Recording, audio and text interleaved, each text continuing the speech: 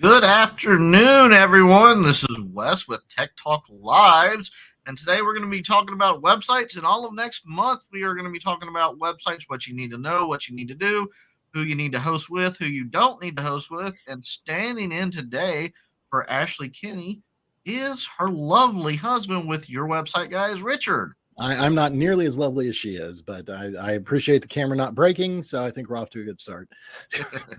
Definitely. Mine didn't crack either, so we're good. So we're talking about what today, Richard? So in the vein of what you're saying, that websites are a mini splintered thing, and it's a whole lot of geek speak and a whole lot of alphabet soup for a whole lot of normal human beings that need them. Figured we'd start kind of a translation matrix to get folks understanding the different chunks and the different working parts. Just like your car has, an exhaust system and a drivetrain and an air conditioning system and a passenger compartment and all that stuff, your website kind of does the same thing. So we're going to kind of start from the top down and work off of the first big thing that you need, and that is a domain name. What is a domain name? What's it used for? I know I've gotten a lot of questions, which I don't build websites, but I still get those questions of why do I need a domain? How much do they cost? Where do I get them? Yep. So yeah, a domain in general is the thing that tells the big computer in the sky where to find a website. So in other words, if you go to Google and you search for Your Web Guys, hopefully, it's going to send off a search, and it's going to query something called the DNS. And the DNS is going to say, okay, that website is located at this server, which has this IP address. And an IP address is usually a string of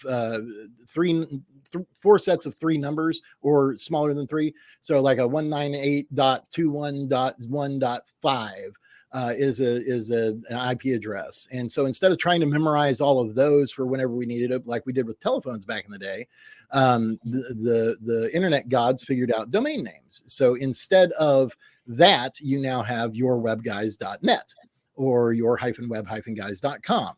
And those are much easier for humans to remember than IP addresses. So that's in general what a domain name is at its core. It's basically the address, just like your home address for your website on the internet. So the one of the confusing factors that I get a lot from folks is, what's the difference between a domain name and a website? Because they seem to a normal human synonymous, but they're not. They're two very different things. So like, for instance, your domain name is controlled by your registrar. Okay. A lot of the registrars that you think and know of, GoDaddy is probably the biggest. Then there's Network Solutions. And there's a lot of other, and all of those are also hosting providers. And there's a difference between your registrar and your host. So your registrar is who is the one that is securing your domain name. The yourwebguys.net is the domain name that our we are a registrar as well. So we reserve that domain name for us to use, and we pay a fee to have that privilege every year. Same thing with every other domain registrar out there. Now, that domain then points to your server or your hosting provider, and that's where your website exists. So a website consists of files, data, and various other things that work together to make it look a certain way and to react a certain way when people interact with it. But your website is not your domain name. Your domain name just points the way to find your website. Yeah, so your domain name is kind of like translated from the IP address essentially into the name so that you don't get confused. So does that mean a website could have two different IP addresses? Not unless you have a subdomain, but that's another whole animal. But yeah, no, ironically, multiple websites can have the same IP. So like I said, if you got 192.1.68.3, 25 different websites can have that same IP address, and the server will say, okay, this is looking for this domain, that goes to this file, that domain goes to this file, and it's all under the same server. So that's known as a shared IP, and that's deep in the geek, and you probably don't ever want to know about that. But that jumps in a hole, and that's my specialty, actually. Exactly. But you can have multiple websites add a domain name. So, and that's usually done under a subdomain. So like, for instance, photography.yourwebguys.net could be a totally different website than the yourwebguys.net website. So you don't have to have a domain per website, but you do need at least a subdomain, and that subdomain can be on a totally different server. So you can have one on GoDaddy, and then you can have one on Network Solutions, and two completely different websites, all with under the same domain name with a subdomain. So that's that. And so a lot of times you'll have people say, well, I want a domain name because we get stuck on the names. Like, for instance, the reason why there's hyphens in our .com is I was stuck on the name Your Web Guys back in 2004 when we opened. And yourwebguys.com has been reserved. Somebody else has it and always has. So I put hyphens in it and thinking, that's something that normal people can do. And I wasn't thinking like a normal human. So then we went and bought .net. It's the same website. That's known as a domain alias. So if you type in .net or your-web-guys.com, it goes to the same website. Just like if I were known as Bill, I'm still me, I'm still Richard. It's just an alias. So you can have multiple alias domains for your website too. And that's good for marketing because your domain name is really, really important for search engine traffic. So for instance, the reason why is if you buy the domain name men's-highfashionshoes.com, then when somebody searches for men's high fashion shoes, Google's going to assume that they're looking for that domain name, and that's going to come up in the response, even if your site's not optimized very well, right?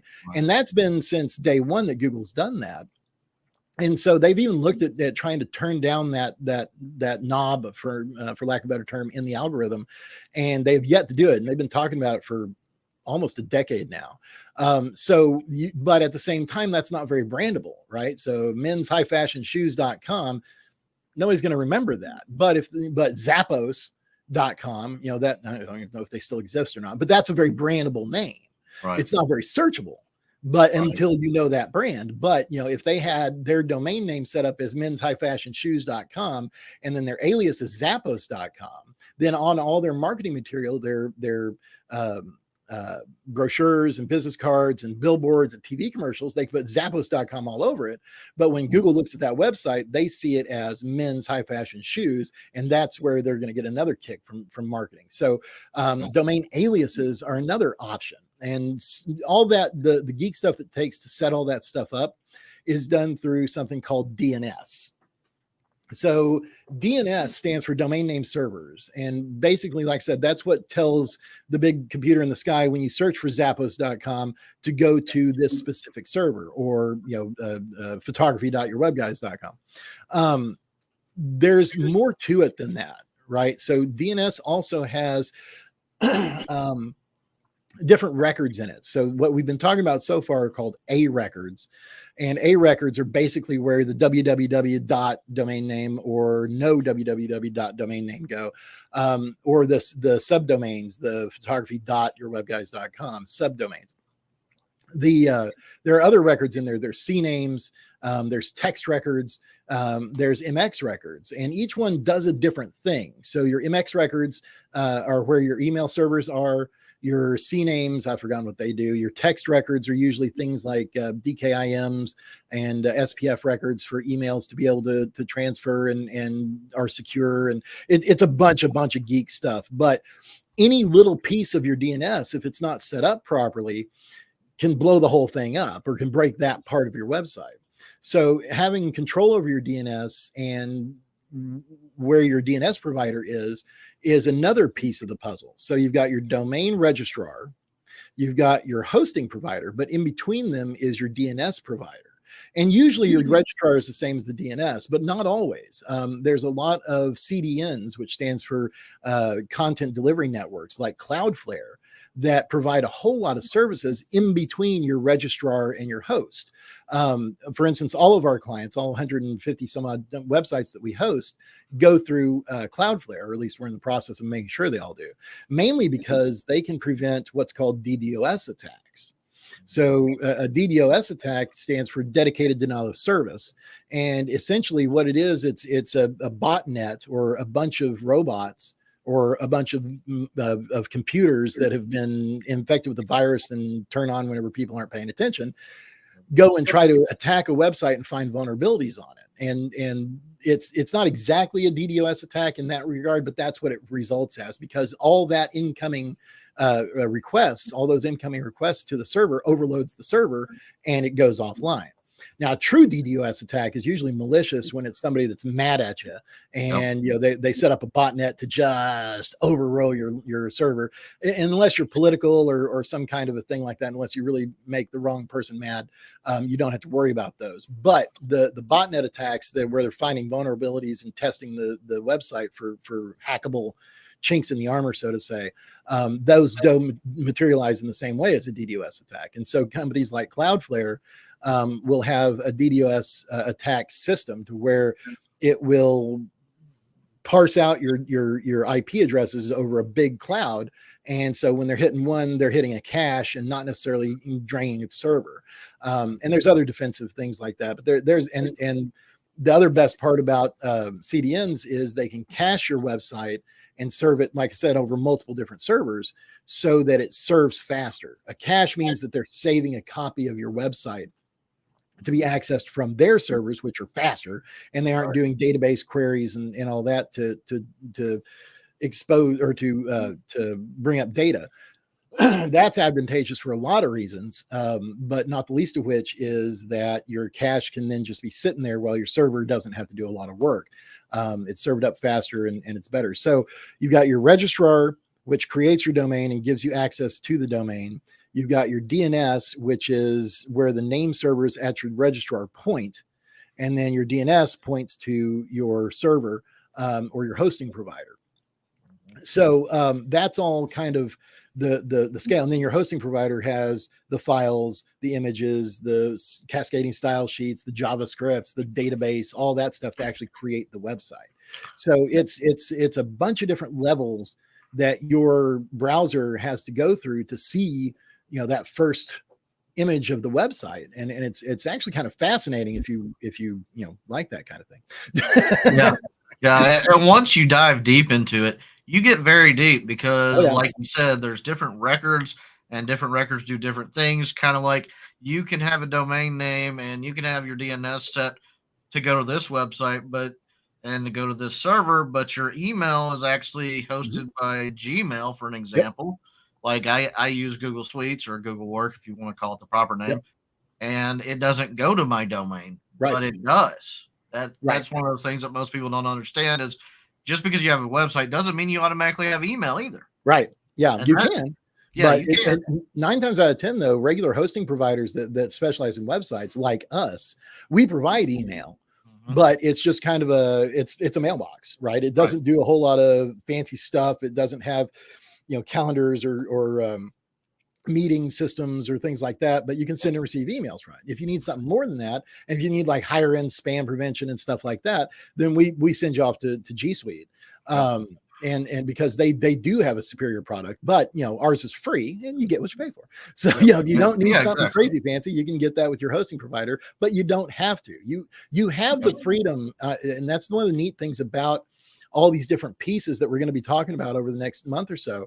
Is it's totally granular, right? You can have different companies doing different things that fit your needs better, or typically you can have them all do them under one roof so that when something goes sideways, you just have one, contact to make and you fix it. And, we try to go that latter route, so that because our clients are busy. We're kind of the one-stop shop, everything's included kind of a thing. So that works out a little bit better for most of our clients, because then if there's ever a problem, they just say, hey, support, fix it. And we go in and fix it. But, if we don't have control over all that stuff, then it's hard. We have to say, okay, we need access to your registrar. And they're like, what's a registrar? That happens quite often. But that's one of the reasons for these podcasts is to try to educate and get folks to understand it. Because the worst thing that can happen is your website goes down and you don't know who to call. And so having these records are imperative. Even if you don't have them, memorized, having a list of it, say, this is my registrar, this is my DNS host, this is and even if it's the same company, having all listed out is really good. That's actually a good idea. I might make a free printable for folks. That's like just like the emergency call sheets. Remember your parents used to have those? Yes, it's like, here, this grandma's number and the police department's number before 911. I've dated myself, but, that's a good idea. I'm gonna create that. That wouldn't be a bad idea at all. I think what most people don't understand is you can have different companies doing different things, like you just pointed out. For instance, I buy all my domains from Google. Yeah. That's just how I've always done it. All my emails done through Google, so I bought my domains. But my website's not hosted with Google. Right. Because some companies don't do hosting. Right. Yeah. Absolutely. And some they'll pawn off different parts of it and they'll white label it. Like for instance, Wix. The website Drag and Drop WYSIWYG Builder. By the way, WYSIWYG stands for what you see is what you get. I get that question all the time. It's one of those terms where it's like, I guess that means something. The Wix is one of the more popular ones, and it's a do-it-yourself solution. But they are also couching themselves as a registrar, but they aren't. They're actually going through Network Solutions. And so that actually brings me to my next thing, which is your WHOIS data. So every domain name, when you register it, has WHOIS data. There's a database that you can go in and you can see information about who owns that data or that domain. Who is that domain? WHOIS. And when you look at it, you can see the registrar of record. You can see when it was registered originally. You can see the technical contact usually. So there's different contact lists on them that used to be where you would actually see the owner. You could see the administrator contact and all that stuff. And one of the bigger scams, I say it's a scam. I mean, it was shady. Let's just say that. It wasn't technically a scam, but it was playing off of people's fears. And when that happens, I call it a scam. And I won't name which registrar did it because they all started doing it after a while. But basically, they would have, when you register a domain, they're saying, hey, do you want all of your WHOIS data to be private? And you're like, yeah, I don't want, privacy is a big thing. I want to be, I want everything to be private. But when you start thinking about it, it's like, if you have a domain, you're probably a business. Yep. Why would you want that to be private? Yeah. Why wouldn't you want people to know who to contact? Exactly. Your phone number is probably on your contact page. So why is this important? And they would charge extra for it. But the worst part of the scam is that it was a second company that did the privacy control. So if you could log into your account with your registrar, but if you wanted to move your domain or update your WHOIS data, you had a totally separate login for the privacy system. And you couldn't recover that password. So if you forgot that password or you didn't realize that you had a different company on it, you couldn't ever transfer that domain away from that registrar. You could keep renewing the domain. That was never a problem. But you couldn't transfer it away from it. It was so slimy. Yeah, that's shady. That is very shady. That's one of the reasons why ICANN, the governing body, that one of the few things that are actually governed in the web, the wild, wild west world of the geek of the internet, is domains. And there's the governing authority is called ICANN, ICANN. And they came out with a new rule recently that says all WHOIS data is now private. But the funny thing is those scams that I was talking, they still charge for privacy. So if people are willing to pay for it, they're going to charge for it. Exactly. And it's like, and I guess ICANN's like, oh yeah, we don't care. But yeah, so that's one of those things that's like scam alert. We need a graphic at the bottom, like scam alert. Don't ever pay for privacy on your domain. There is absolutely no benefit to it, because even if you did want, like the owner's name to not be online, just put somebody else's name in there. You Or have just, complete yeah, just control. put your company name in there. Exactly. So yeah, that was one of the biggest scams I've ever seen. So yeah, you don't need to protect your who is data, but do make sure it's right. Because if for some reason you can't get back into your registrar, or if God forbid the registrar goes out of business, right? Because there's a lot of little registrars out there that are like resellers. Like for instance, like I said, we're a registrar, and we register exactly 150 domains, or actually less, because not all of our clients have us as a registrar. But if our company ever went out of business and you needed to log in, and our website wasn't around anymore, you have to be able to get into the reseller company, the company that they are reselling for. Like for instance, we resell Enom, and like I said, Wix does network solutions. You have to be able to prove to that reseller that you are the owner, not just that you had access to the account that the reseller had for you. So keeping that who is data up to date is very important. We had a client several years ago that had somebody else register their domain, and then it expired, and they didn't know how to log into their registrar. It was a big registrar. Yeah. And they couldn't recover their password and couldn't get in. We had to sign, literally go through a lawyer with an affidavit and pictures of their license plate, their driver's license, and the address had to match their registration. It was like, it was a fairly sizable company, and that wasn't like their home address. It's like, that's not on their driver's license. So like, well, yeah, we'll have to get back to you. I mean, it took weeks, and like, oh, just get us a utility bill for your address then. And it's like, good Lord.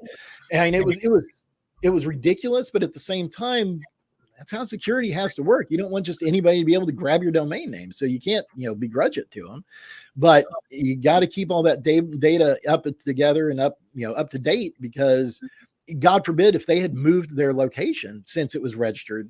Oh yeah. And then then they're screwed. They could not have gotten their domain back. So it was dicey for a little bit there. Yeah, they would have had to wait for it to go on sale. And I actually know companies that sit and monitor websites like that will take your website, let's say, hostage, and say, well, I'll give it back to you for $100,000. Yep. Yeah, it's called domain squatting. And actually every domain is now squatted on. They have robots that pick up expiring domains the minute they expire.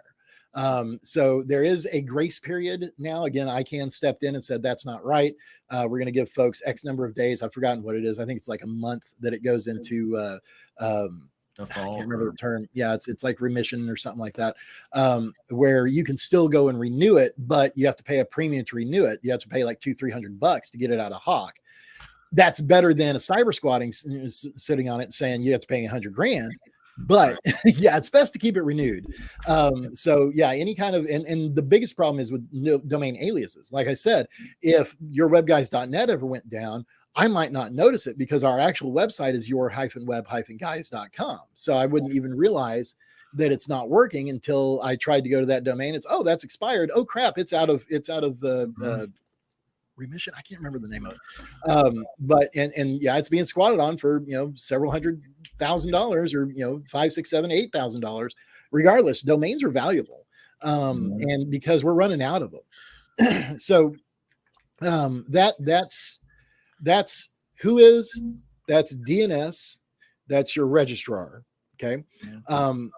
The next thing I want to talk about is, and I think we're running low on time, but I did want to talk real quick on the TLD. What TLD stands for is the top level domain. It's your .com, .net, .org are the original 3 TLDs. I should have put that on mute.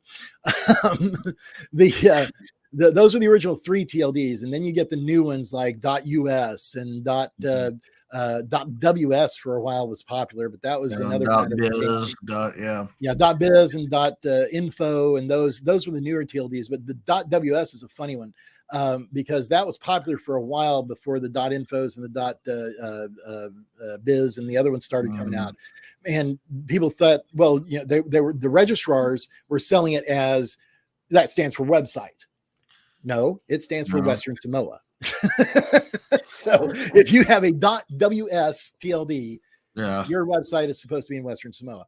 So don't use that anymore. Yeah. Well, like most websites in the UK have .uk, and some of them have it at the beginning, some of them have it at the end. It just kind of depends. Yeah, .co.uk or .uk.co.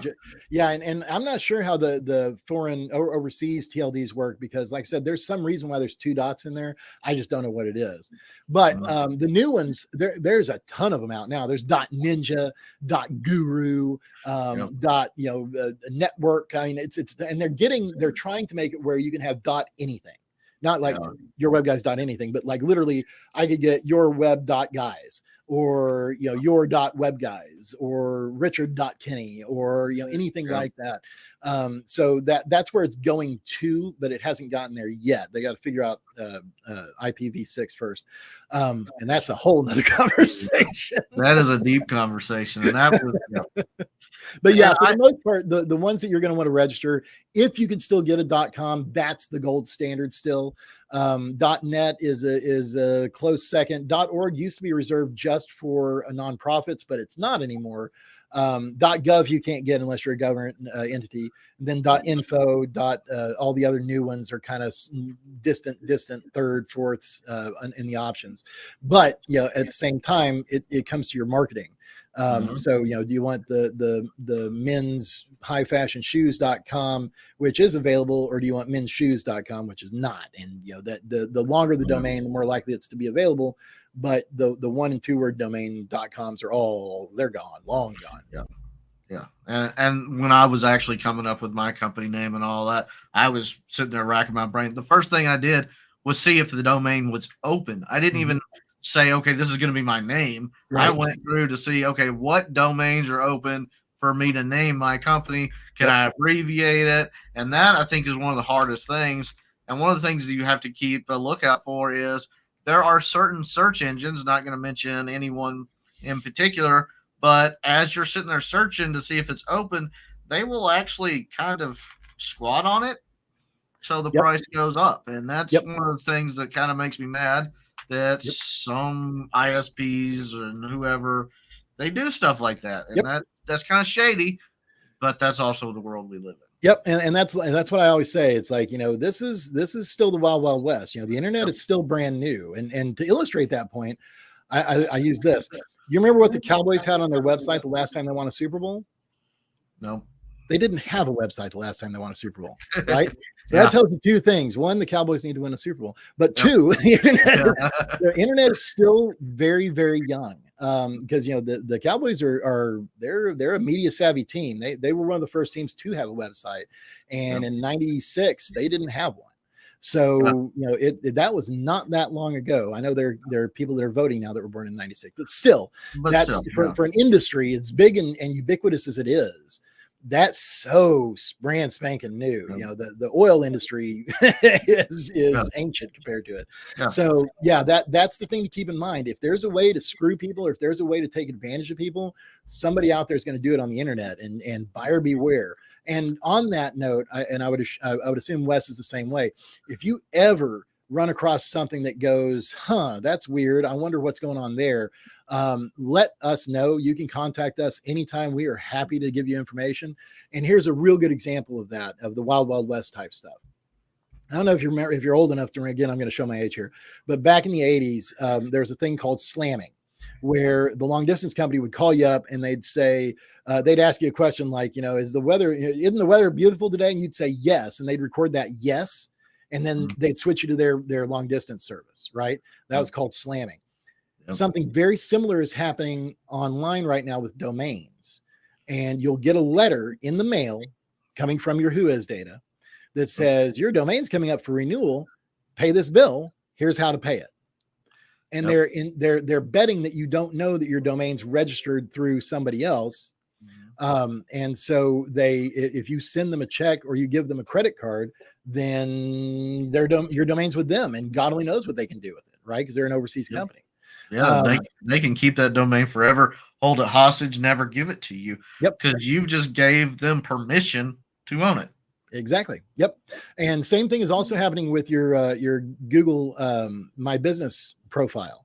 There are companies calling saying your Google business profile hasn't been updated. Click here, or press 1 to talk to one of our reps, and they will take it over and they'll steal it from you. So buyer beware, right? Nobody reaches out on any of these services. Nobody's going to reach out to you and tell you. They expect you to know what you're doing. So anybody that is reaching out to you is probably taking advantage of you.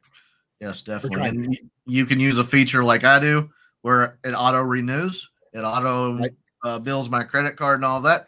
The next thing your credit card doesn't expire. The next thing is make sure that your credit card's good. So I mean, there's always a breakdown of the system, and there always can be, but yeah, definitely have all that stuff written down. Yep. And have who your host name is and who you bought it from and all that. And that's pretty easy for you to figure out. Yeah. If you didn't write it down, go back and look at your credit card statements. Or look at your Whois data. Yep. Sorry, I had to click off for a second. My battery's not back. It's okay.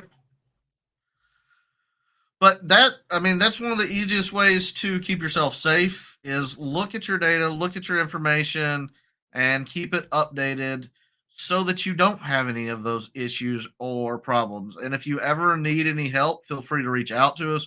We're more than welcome to help you guys with anything and everything that you need. And that's one of the reasons we've started this podcast and this Facebook Live is to help you guys understand technology. Please, at any time, if we go over your head with technology or use tech words, call us out on it because we're trying to get away from that and be like, you know what, you guys, you need to quit using tech talk because unfortunately that's the way we talk all day. Sometimes we forget. So that's all I've got today. What about you, Richard? Yep, I think that covered most of what I wanted to talk about. I just wanted to make sure that the different layers, the strata of your domain name, and this is just your domain name that we've talked about for 30 minutes today. This doesn't even get into the real confusing crap like SEO. SEO is a fun game. Oh yeah, that's going to take and it changes all the time. Yep. But that's all we got today, and we hope to see you guys same time, same place next week. See you guys later. I really appreciate you being here, Richard. Thank you, Wes. I appreciate the opportunity.